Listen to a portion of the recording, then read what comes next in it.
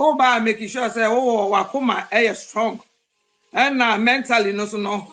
When you need wadwene no so no strong a wobetimi agina obibia mu. Minim girl bi a true madam fu bi na o ma ne be so me say ne sister kitwa. Oba ye no hwe situation ni ade na no.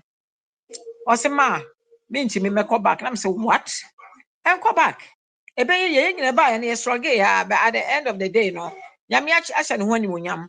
Nti no enko back. Se school na odi ba ya me oni na ko school no na se wo wie school no kra na wonya certificate bi na wo full safe wo ntra ha. Ukọ Ghana ade kra obesu abetim dia kwaye adwuma wo Ghana.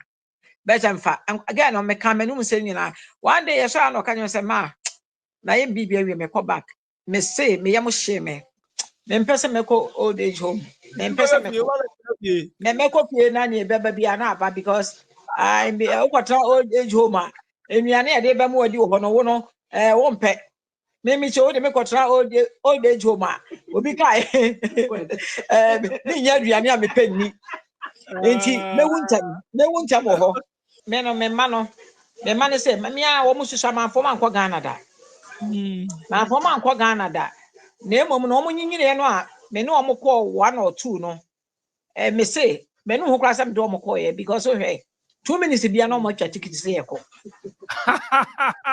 2 minutes. The God I have with it. Ayo mo de me a me di me kro mu no. Afen kra gift me say ma. Che say 2 minutes wo bo ne no mo twa ticket so mo ko Ghana.